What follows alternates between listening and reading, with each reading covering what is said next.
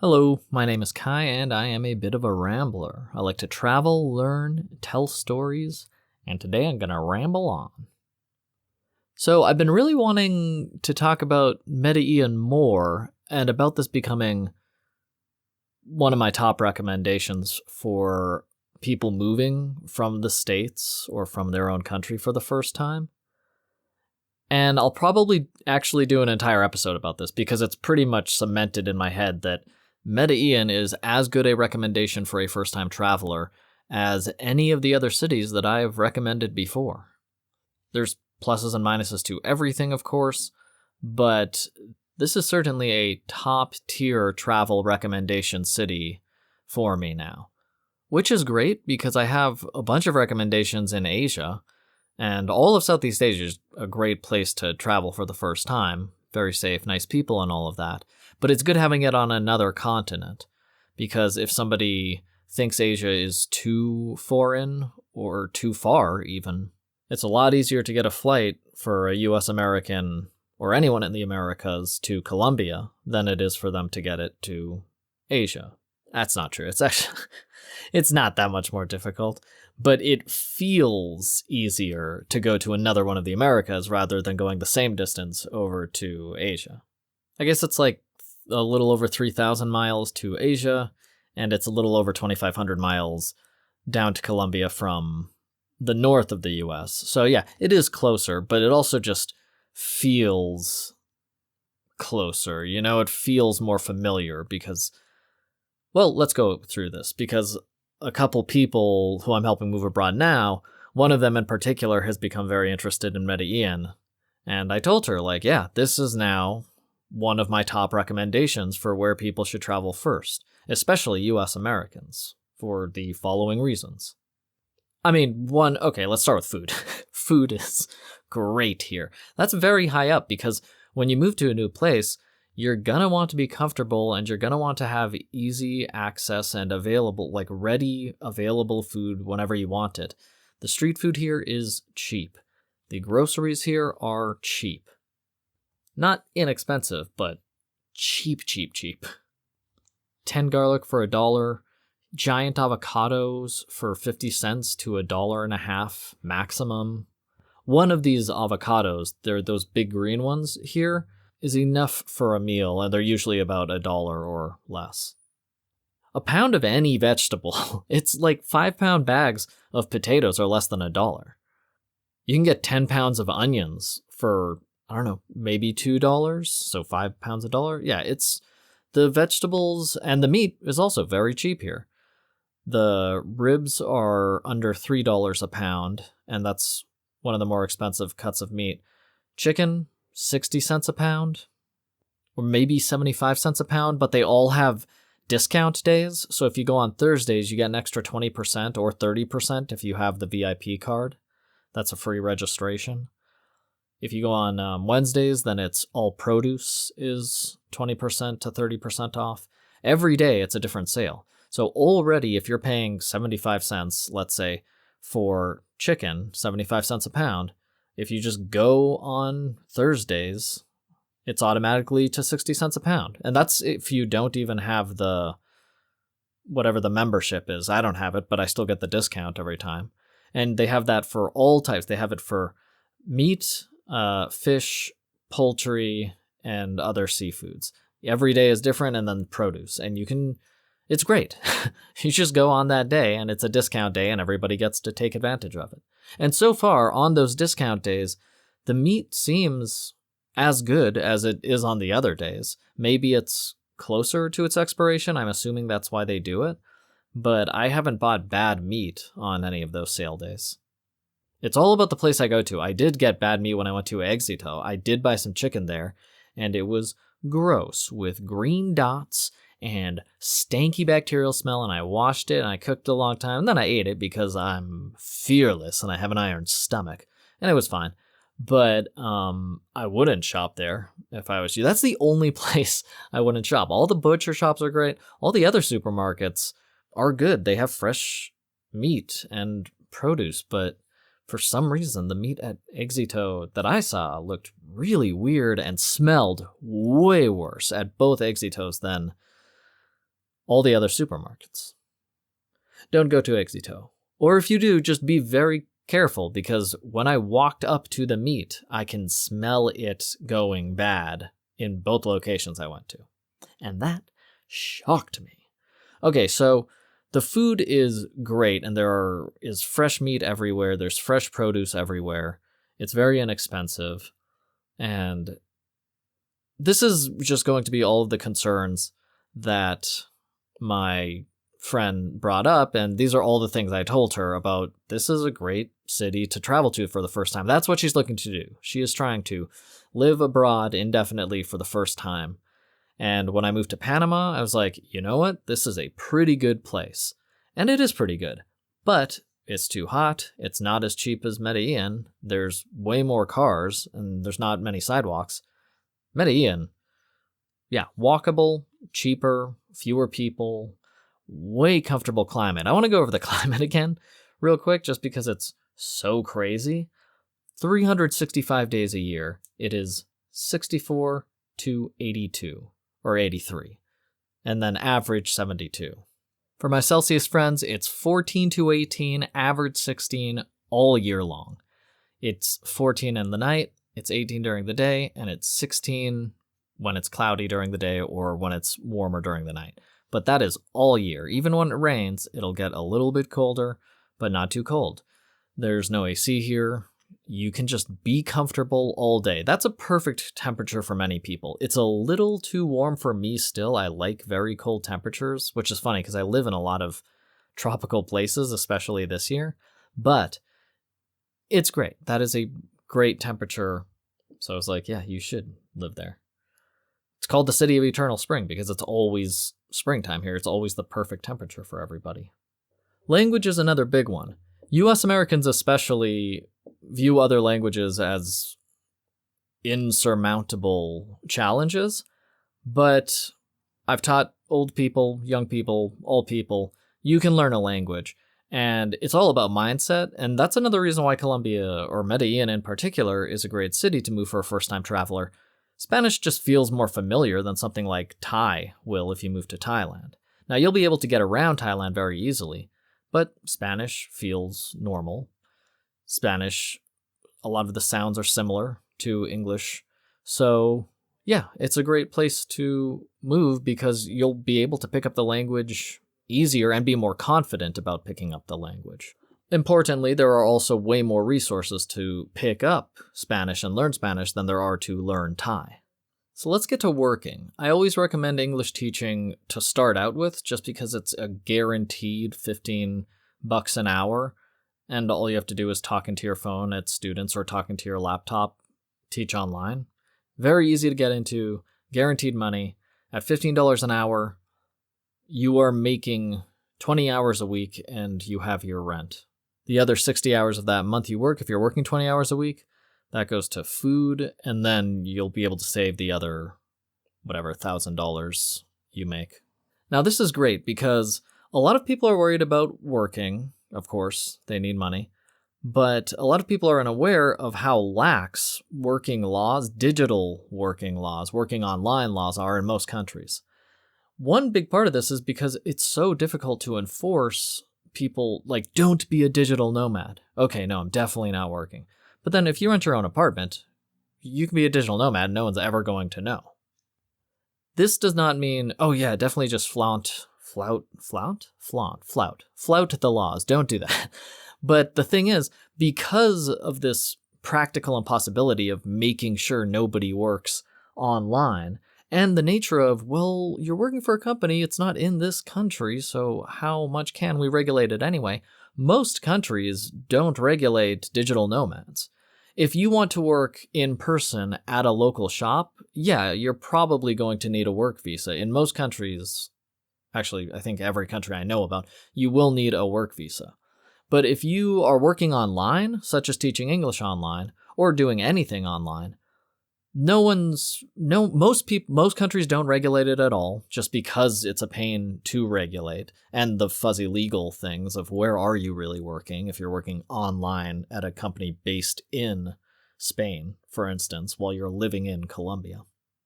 So, yeah, don't worry about it. If you have an online job, you can work online in whatever country you're in. In at least all of the countries I've ever mentioned on this podcast, I've known people working online in every industry, and none of us have ever had any sort of problem. When you walk into the country, I'm a tourist. Fine, you are a tourist. And then open up your laptop and work if you want to, or it's so cheap, maybe you don't have to work. If you're already making $500 or more in passive income, you're golden. Okay, the reason, though, another reason to bring this up, and another reason why Medellin is now a top-tier first travel location is because of the work visa situation. I believe this is the best digital nomad visa I've ever heard of. Now, again, you don't need a digital nomad visa to work. You just go into the country as a tourist, and like most countries, digital nomad work isn't highly regulated, and you open up your laptop and you can start working in your apartment. Okay, the thing is, though, there are digital nomad visas. About 2 or 3 countries have been adding them online and in their visa schedules every year so that more and more countries you can apply to. This is the best one and the most accessible one I think I've heard of so far. And the only nice thing, so if you work digital nomad without getting the digital nomad visa, you can live in Colombia for 6 months, and then you will have to leave for 6 months and live in wherever, Brazil, for another 6 months, and then you can go back to Colombia. So you will have to move every 6 months. But, I mean, you don't need a visa. It's pretty great. It's a pretty good system. You'll get 3 months automatically, and then you can get 3 more months online when you're in Colombia. You just apply online, and then you have 6 months in Colombia, visa-free. It's cool. The thing is, with this digital nomad visa, you can stay in Colombia for 2 years, which if you just want to live abroad and you don't want to travel so much as just live comfortably in one place, this is a great way to do it. The Thailand visa is also really good. This one is better, though, because there are lower eligibility requirements.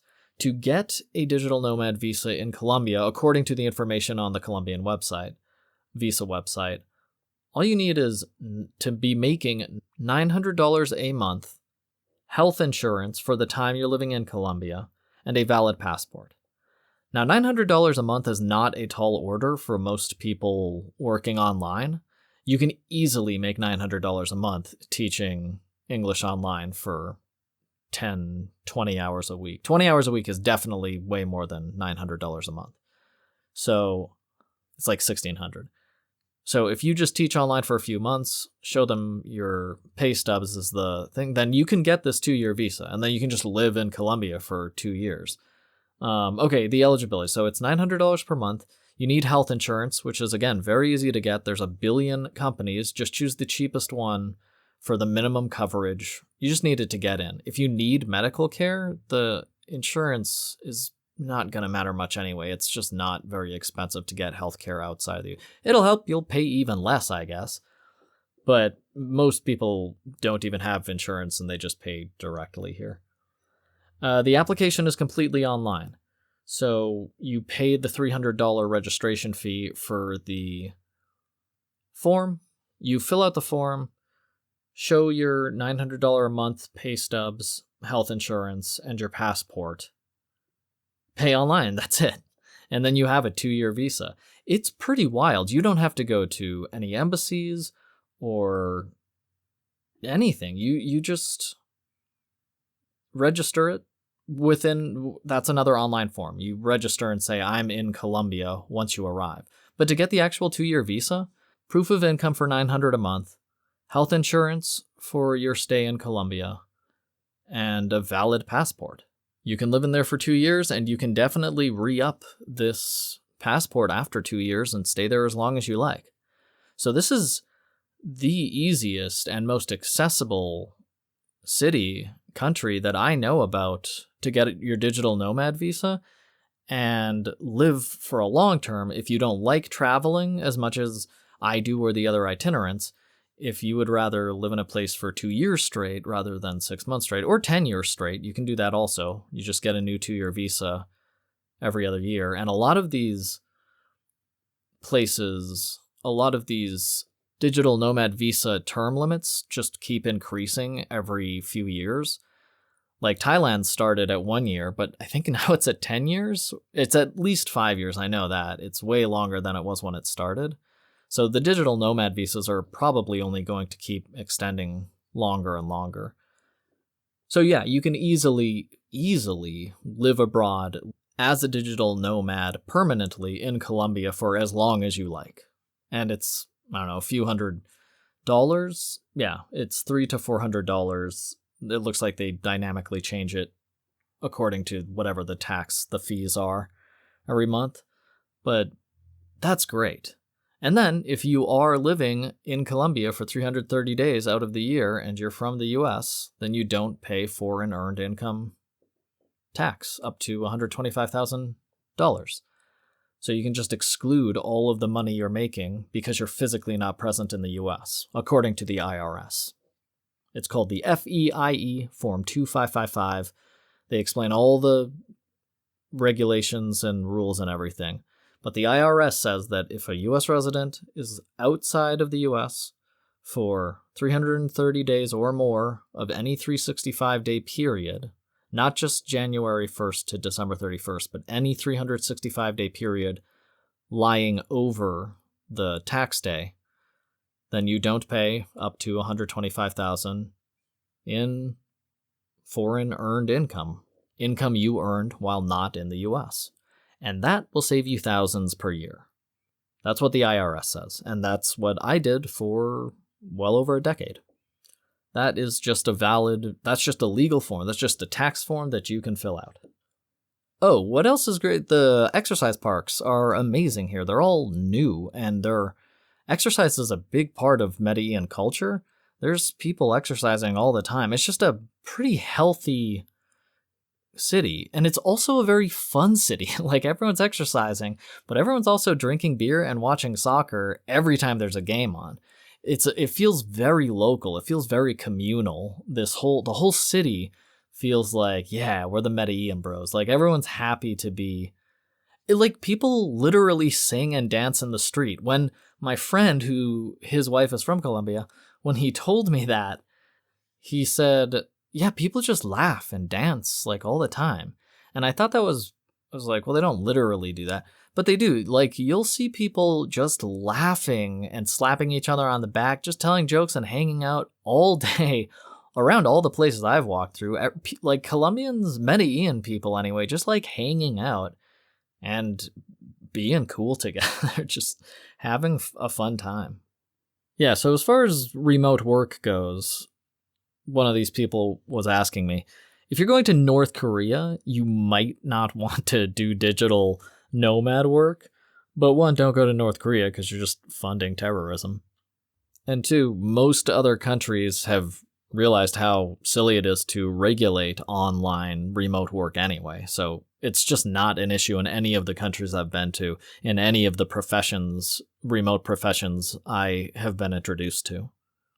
So does a remote work, does being a digital nomad have to do with a traditional work visa? It does not. Traditional work visas are almost exclusively, not always, but almost exclusively for in-person work for a local company. If you're working online, that's usually not connected to the work visa of that country. And less all the time, because there's no way to enforce it anyway. It's just there's no reason to have that law. Why have that law? So most countries don't have it.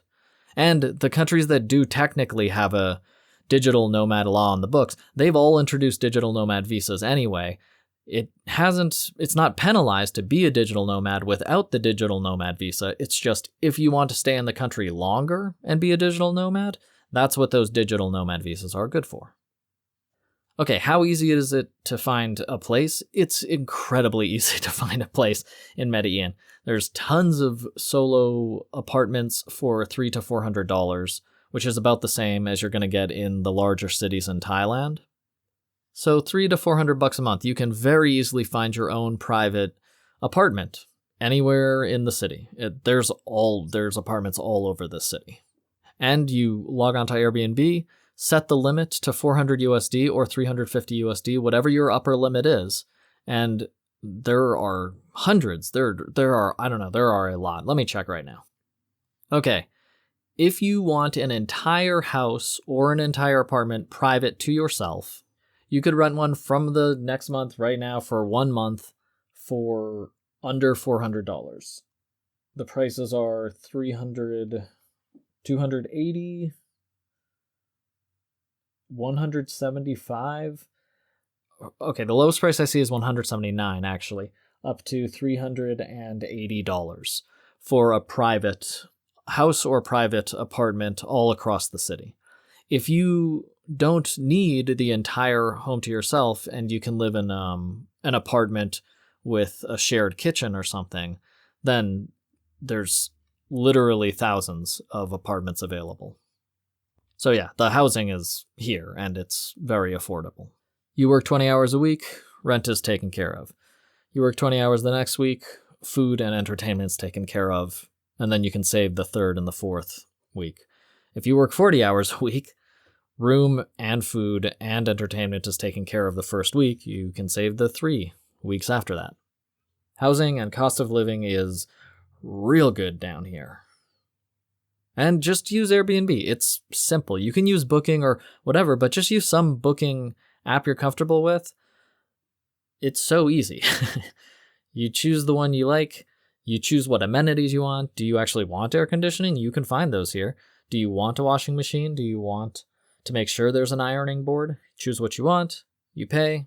It's yours for as long as you want it. Small apartment, close to everything. $386 for 2 months with a shared pool. I mean, yeah, there's a lot of options here. It's wild. This is why it's my top tier. This is why it's competing with Thailand now, because the prices are just amazing and it's a great city to live in. This person I'm helping, I showed her the listings, was looking through the Airbnb listings. She had never used it before, and she also didn't quite believe me, even though I've been talking to her for years about the prices and showing her screenshots. The first time she finally looked for herself at the real prices of these apartments, she wrote, "This is crazy. You hacked the system," because no one else can comprehend how easy it is and how cheap it is. It really is some sort of barrier of belief.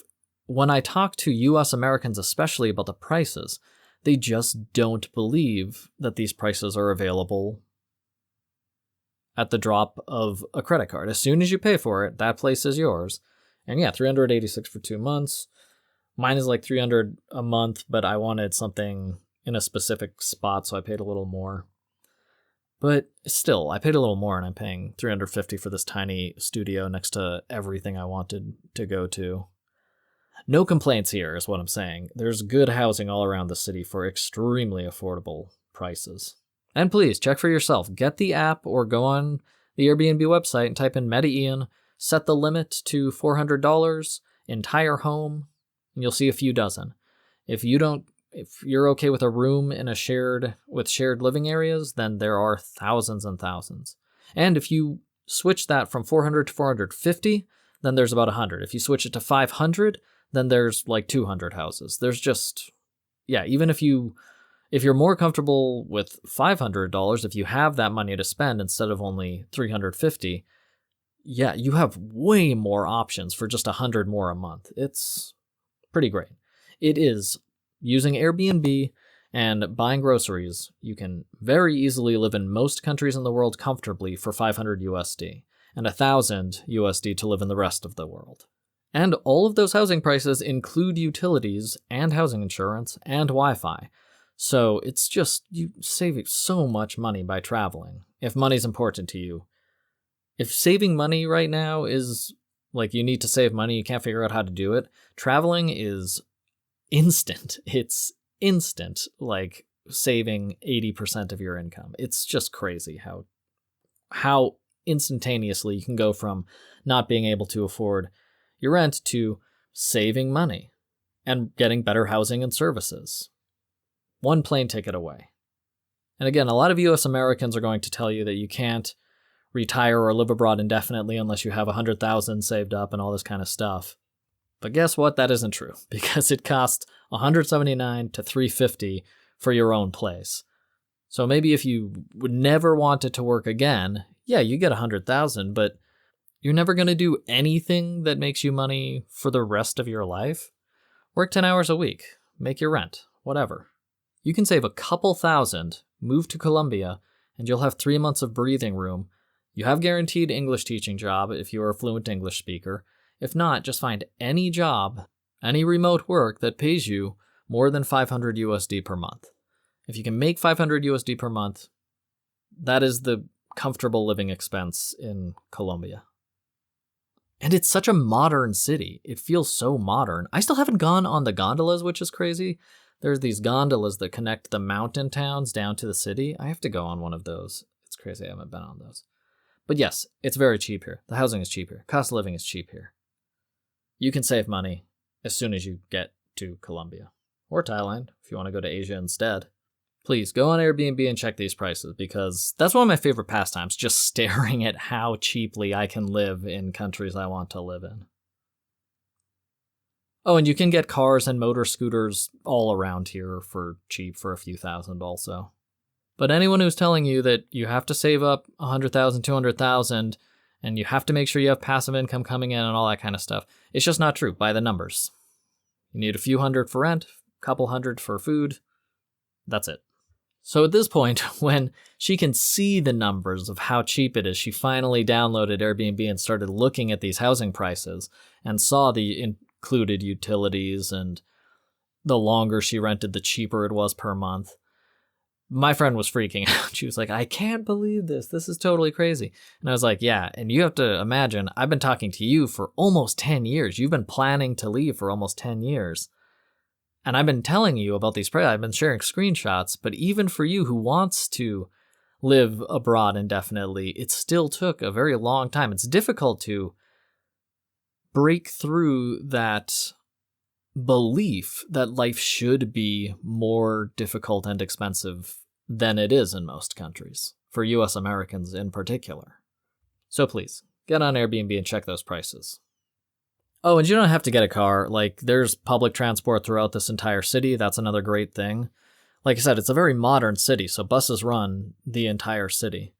And then there's the gondolas, like I mentioned, to get around. Yeah, you can get around the city easily. And if you don't want to do public transport, Uber and other rideshare apps like InDrive are available. It's a couple dollars. They'll drive you 10 minutes away. It's very cheap. Rideshare is also very cheap here, just like everything else is cheap here.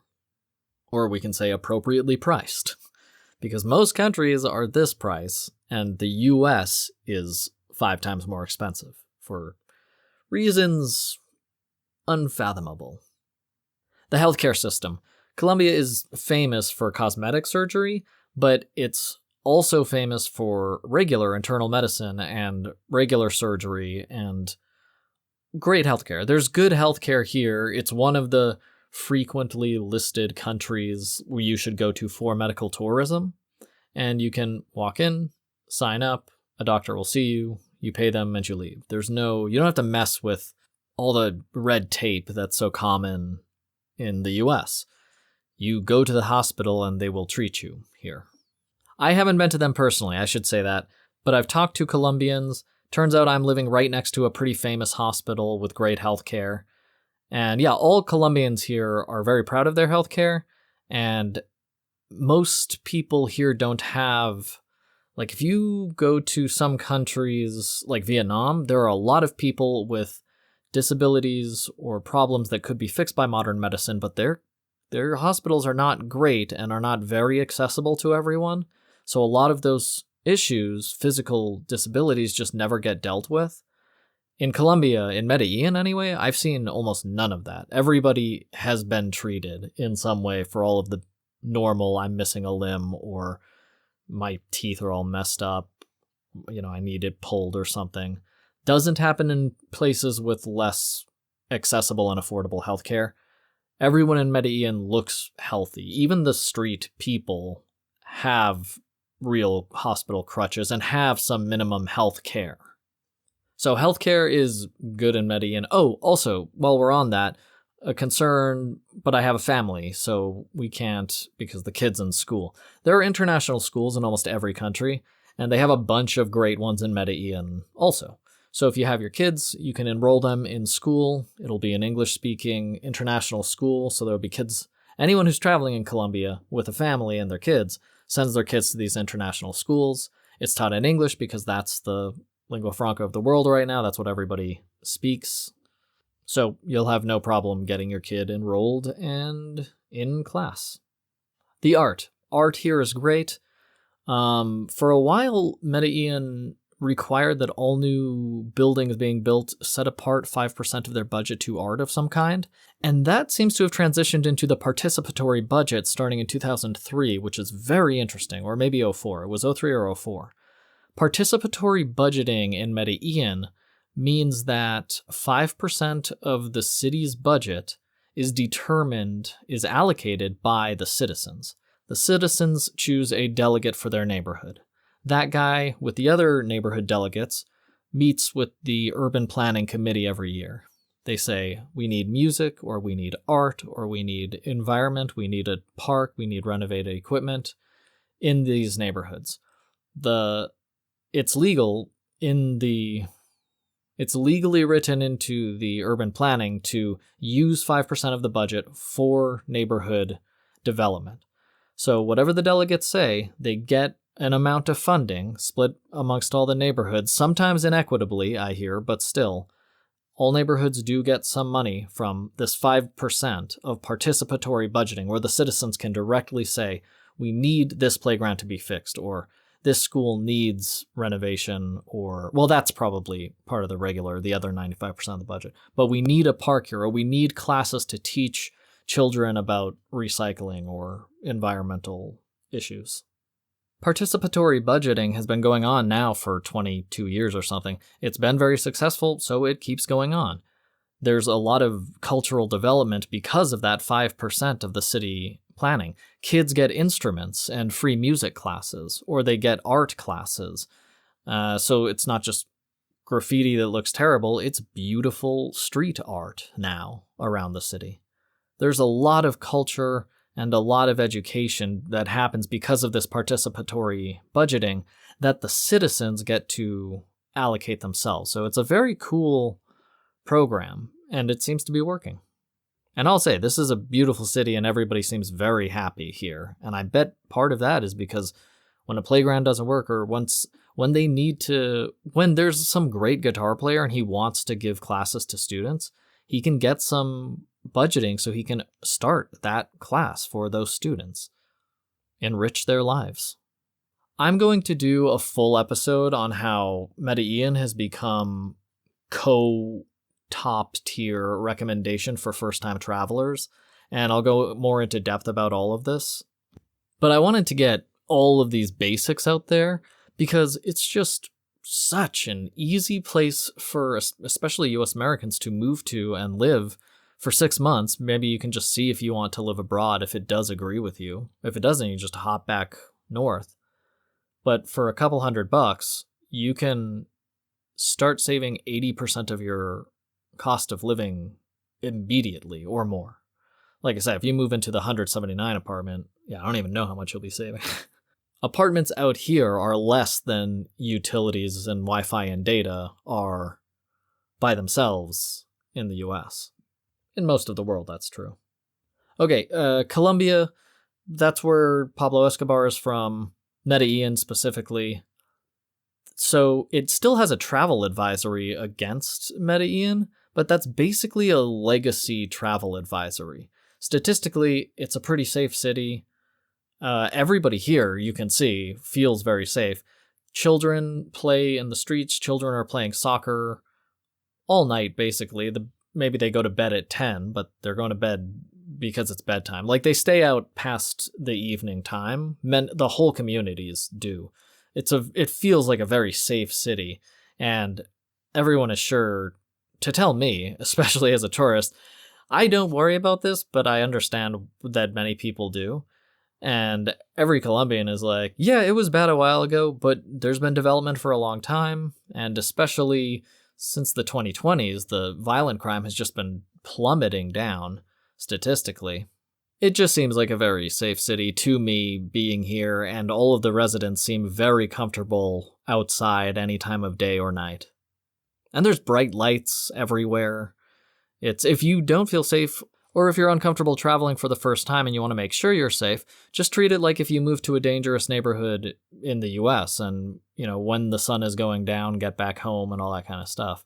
But you'll see people just hanging out, drinking beers, and watching a soccer game until late into the night. The street food people here, they are on the street selling chorizos to midnight sometimes, often. Some of them are 24 hours. They have 24-hour bakeries here.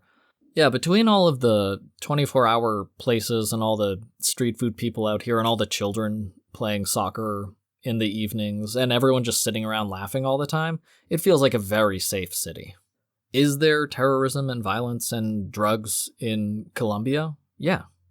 Just like in the US and in India and in China and in every other country in the world. Those things exist, but they're not in my little safe community out here. They're not in any part of the city I've seen so far. There must be more dangerous parts of the city than others, like in every city in the world. But Colombians themselves seem very happy and safe. And I jog all around the city. Well, actually, that's not true. I jog all around the south half of the city. I don't go up to the north just because it's a long jog and then I have to jog back. But so far, everywhere I've jogged in the south at evening time seems as safe as I've been describing. And like I said, there's people outside watching soccer games or watching TV and drinking beers together and just having a good time. Street vendors out in evening at 10, 11, 12. Low cost of living, safe, very fun, absolutely beautiful, super comfortable, nice city. I recommend it. Okay, let's move on, because I talked about this for a while, and I am still planning on doing an even more in-depth, full episode about all of this stuff. So let's go on to what else has been going on. Started pickling again. The hot plate here, the electric burner I have here, actually broke. The wire itself melted while I was using it. I was like, uh-oh. And instead of fixing it, it was old and crappy anyway, so I just used the rice cooker to heat up the brine, vinegar, water, salt, and then I cut up some red onions, shove them into a glass jar, pour the simmering brine over it, the water, vinegar, and salt, and then you just let it cool down, put on the cap, put in the fridge, and instant pickles. It's great. I love pickled red onions, and even if you make them this quick pickling way, they're delicious. And I was talking to a friend about this who got into pickling since I've been talking about it the past few months, and I was explaining how to do it, and then they did it way better. They put in all these great spices and used all the different... Theirs looks more like giardiniera or something, some Italian fancy concoction. Looks great. And they said they were excited because of the probiotics, because everybody who writes about fermenting vegetables, that's where the probiotics come in. There's different kinds of bacteria that show up. But you should know that probiotics are in every fruit and vegetable. Probiotics are the healthy bacteria in your gut, rather than just vitamins and minerals, the rocks that your body needs to metabolize. But my friend was very excited about the probiotics she was going to get from pickling. And that's true, you will, because you're eating vegetables, but just eating vegetables, you have millions of probiotics. You can take those probiotic pills, but probiotics are just the bacteria that naturally exist in the world. So when you eat an apple, you're eating millions of those healthy bacteria. When you're eating a cucumber, you're eating millions of those healthy bacteria. So you don't need those pills. Feel free to take them. I'm fine with taking them or not taking them. I don't, because probiotics are free in every vegetable and fruit we eat anyway. But I will say, quick pickling is absolutely delicious. It's a great way to get some of those bacteria in your gut.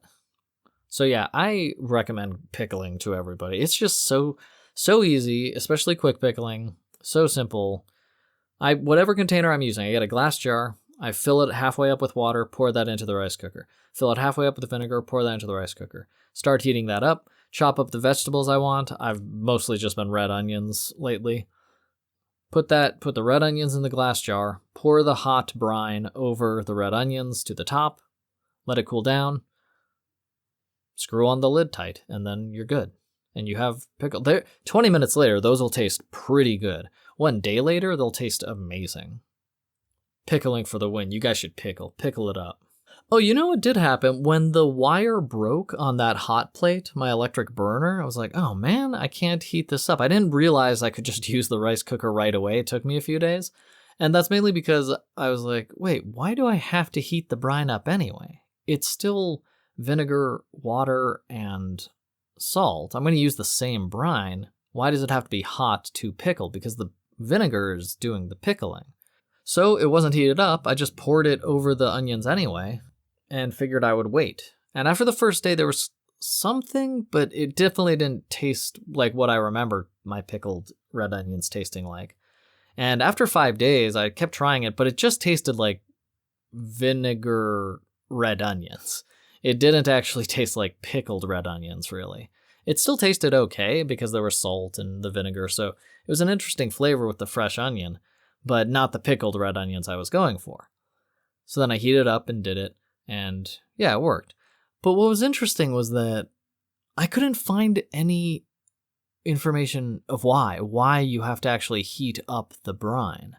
I'm not sure still why that makes such a difference. My friend suggested it was because it starts the fermentation process, but it's hot water, so there's not going to be a lot of yeast. I mean, yeast is in many fruits and vegetables, but you're going to be keeping the quick pickles in the fridge, so you're not going to have a lot of fermentation going on anyway if you're not actually fermenting your pickles. Just this quick pickling recipe. So I'm still not sure why you have to heat up the brine, but it absolutely does make a difference. Because after 5 days, I was like, this cold brine pickling is not quick, and it doesn't taste like the pickled red onions I like. So then I was like, there's gotta be oh yeah, I have a rice cooker.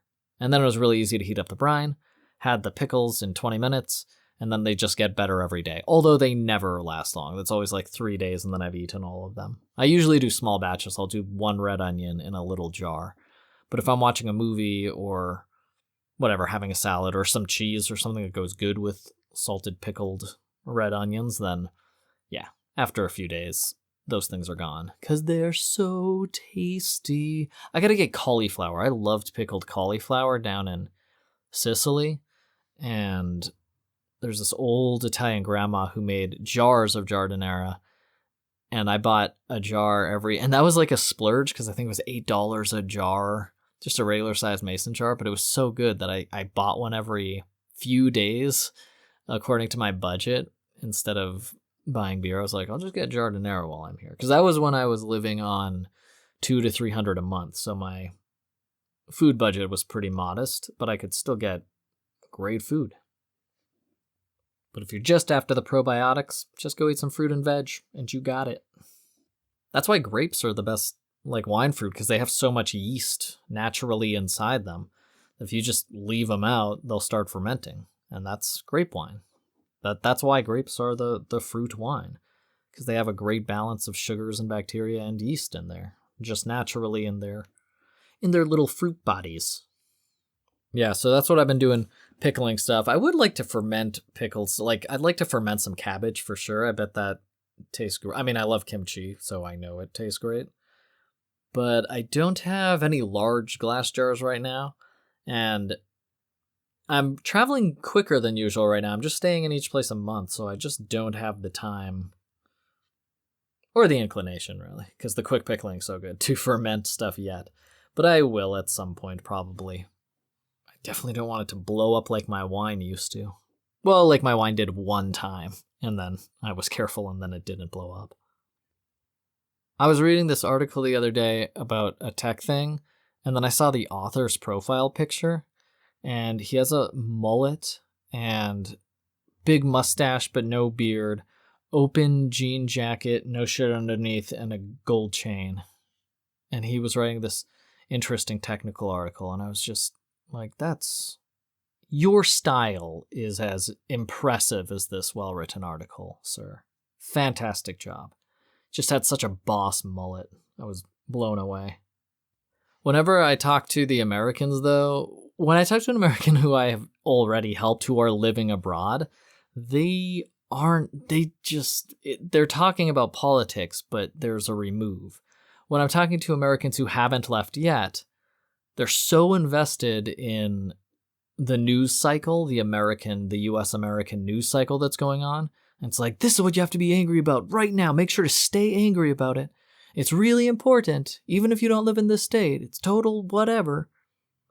And I have to very gently remind them, like, that's just weird stuff happening in this weird country that if you just move away from there, that's another benefit. You don't have to think about any of that. If you want to, sure, stay aware of the political whatever you want to. But if that is really stressing you out and causing you physiological illness or anxieties in your life, which, as far as I know, all US Americans seem very anxious about the things going on in their country, and they should be. Their civil rights are being destroyed, as well as basic constitutional laws and rights.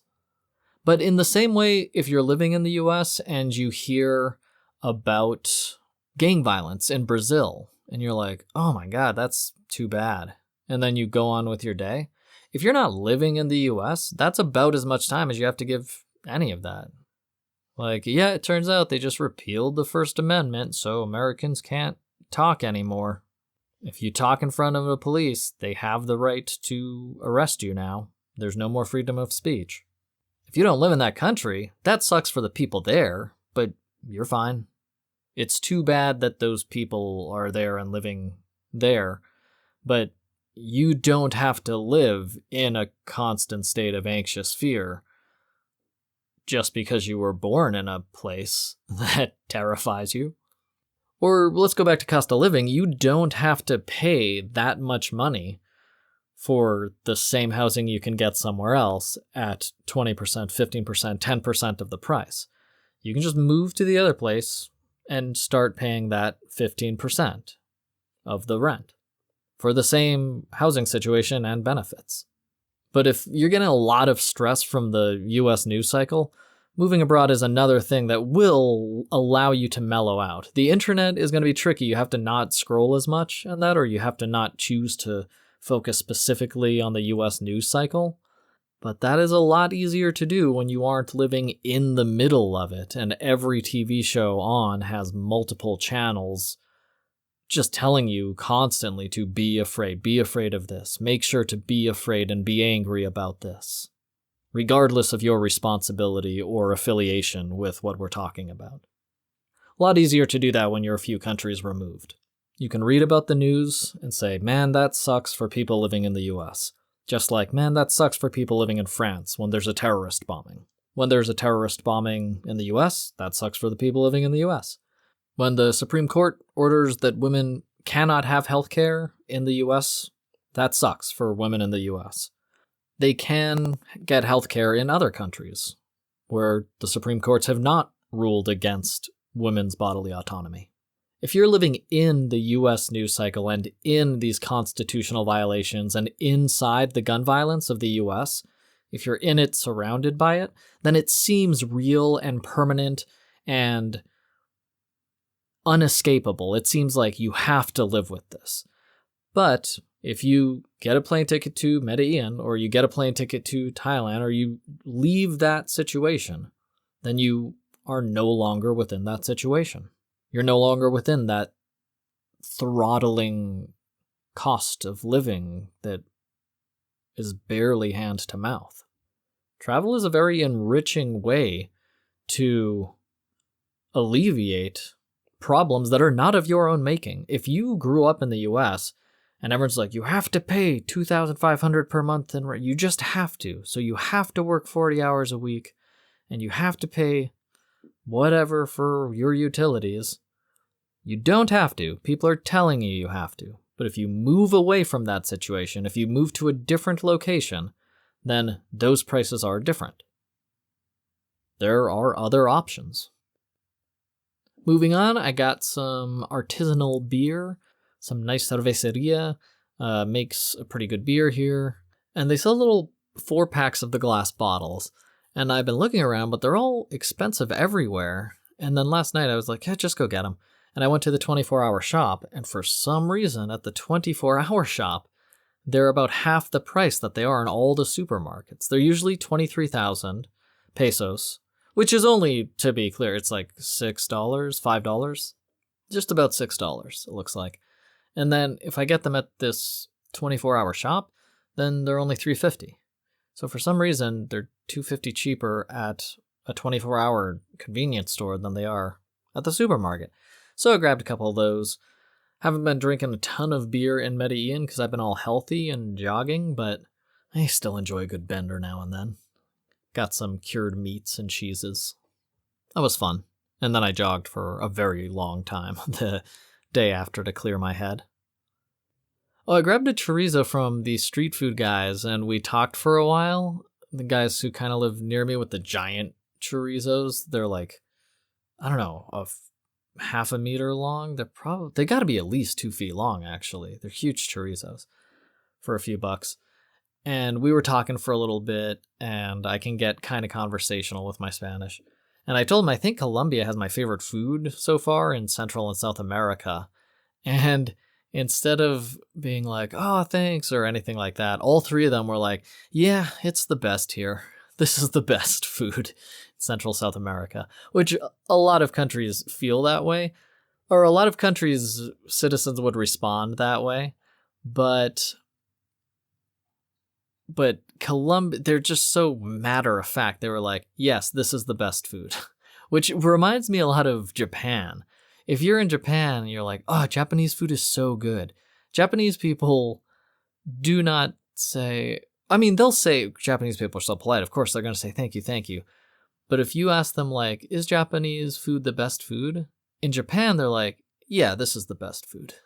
This is the best food in the world, yes. This is great. They're so matter of fact. Does Japan care about its environment? Yes, we care about it more than any other country in the world. They're so matter of fact about their values in Japan and their achievements. It's pretty cool being a tourist there because you're like, oh my God, this is like seeing all these cherry blossoms, the most beautiful thing I've ever seen. They're like, yeah, this cherry blossom orchard is the most beautiful thing in the world. They're just so matter of fact about their cultural treasures. It's really fun. It's great to be in Japan. Or like you go to a public bath in Japan and lie down. You're like, oh my God, this is the most comfortable thing. They're like, yes, public baths are the best civil amenity in the world. That is factually true. I may have mentioned this, but I was talking to someone in the US who wasn't ready to travel. And they had the energy of this other guy who got really angry at me when he found out I had been traveling for a decade and I had all the money I needed to continue traveling. And I wasn't interested in making more money. And when I told him the amount of money I made per month, he said, what? You're not rich? So what, you're just budgeting? And first of all, that's how people have money, budgeting. It doesn't matter how rich you are. That's what budgeting is, managing your money. But that sort of outrage at not being rich is very indicative of this US American attitude that you either have zero money or you have infinite money. And US Americans seem to want infinite money. And it doesn't matter that you only need $300 to travel around the world, or housing is $300 across most of the world, or food is $200 for cured meats and cheeses and whatever you like to eat. It doesn't matter that the budget of cost of living on most of the world is 500 USD a month. People in the US and people from actually China, a few other places, are like, I either have no money or what I'm shooting for is infinite money. I just want infinite money. What would you do with that money? Oh, I'd travel the world, I'd stop working. Okay, you can do that if you can get a passive income stream of more than 500 USD a month. But I want a fur coat. But I want to only ride in private jets. But I want to... And it's like, okay, yeah, if you want all of those things, then you don't actually want to stop working. You don't want financial independence. You want luxury items and status symbols. And if that's what you want, some people want that. Go for it. Chase those status symbols. But if status isn't important to you and what you want is to retire early financial independence, you can do that for a much lower price tag than is commonly thought possible. Just throw that out there again. I'm probably going to say that 100 more times in these episodes, but I really want people to know how accessible a low cost of living is, because that's the issue I hear the most from US Americans especially, but from people everywhere. They are concerned about money. And if you know how to use Airbnb and you know how to cook basic food, then all you need is 500 USD a month and you can live abroad. And from there, you can, if you want to make more money, you can work on that. But escaping financial struggle is very accessible at an affordable price tag because the cost of living in most countries is much lower than we are told growing up. And we're told as adults. Okay, let's move on to soccer because that's so popular here in Colombia. And I've started noticing there's always large groups of people all watching the soccer game while it's going on together or drinking beer and having fun. But it's so pervasive that even when they're driving up to an intersection, if there's a red light, people on motor scooters will straight up just flip up their visors and turn over and watch the 3 minutes of TV while the red light goes on. Just totally patient. Nobody honks a horn or anything. But if there's a soccer game going on, they're generally quiet civil drivers in Medellin anyway.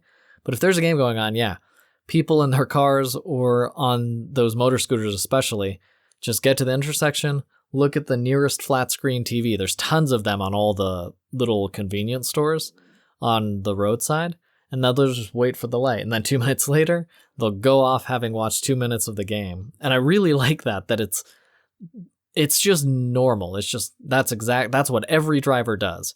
If there's a game going on and there's a flat screen next to your intersection, you just go over there. That's what people watch here. They see that when a soccer game is going on, it doesn't matter what you're doing. You're paying attention to that game until you have to do something else like drive. If you get a 2-second pause to park at the intersection or a 2-minute pause at that intersection, then that's 2 minutes of football you get to see.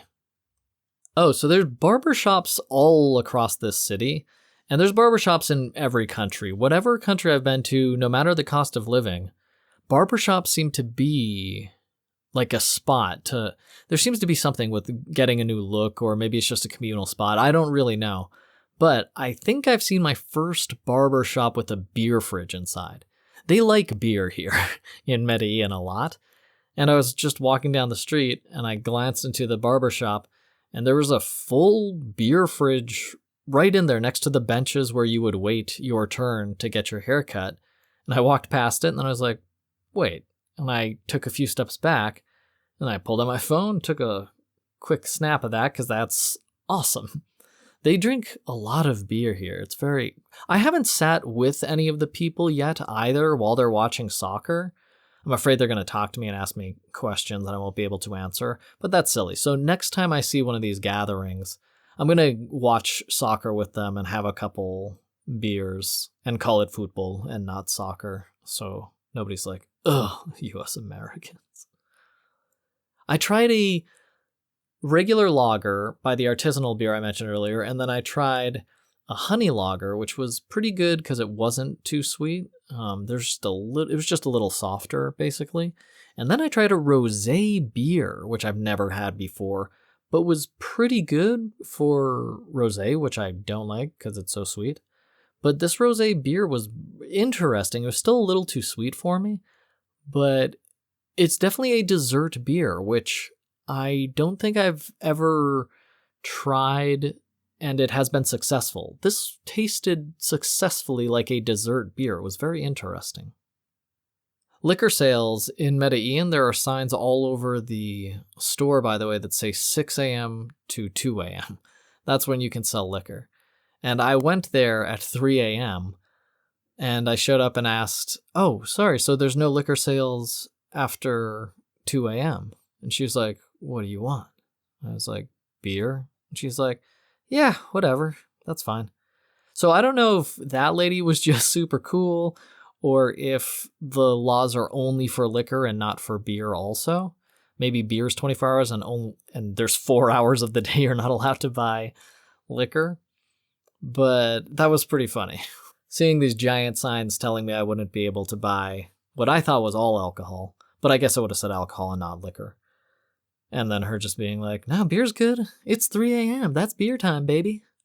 And what did I do when I had that beer? I watched Flight of the Conchords. It has been so long since I saw that show. And I was like, oh, this is good. It's been like 10 years or more. I bet I can like watch and enjoy some of the parts I can't remember. And dude, I remember every frame. Like, I remember it crystal clear. I remember that show. I watched that show so many times when it came out that I remember it in better quality than I can currently watch it. I was shocked at how well I remember. I still watched 2 episodes, maybe 3, but I was like, nope, it has not been long enough. My brain has still perfectly preserved this show and all of their songs. I might just go into the second season and try and watch one of the later ones, because I know I watched the first season more than the second one, but I don't even know if that's going to work. Because I remember their leather jackets. I just remember it so clearly, and it is such a funny show.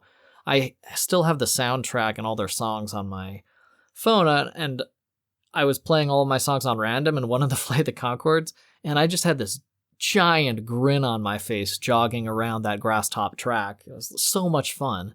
And then I was like, oh my gosh, I can watch it again because it's been so long. Nope, I remember it. I remember it straight up. Well, that's been my talk on Medellin. I've just been very excited to find a city that I can so clearly recommend to people now as easily as I can recommend Thailand. The only thing, Thailand is safer, I think, technically, but again, it feels so safe here, and everyone feels so comfortable, specifically in Medellin, that I'm very comfortable recommending this city to first-time travelers. Thank you so much for listening. I love talking about traveling. I love traveling. Even when I go visit family in the States, I'm thinking about traveling and thinking about ways it can be more exciting, and I love sharing those thoughts on this podcast. Thank you. Have a great rest of your day. Talk to me at bitofarambler@gmail.com or bitofarambler on Blue Sky and Lemmy. Talk to you soon.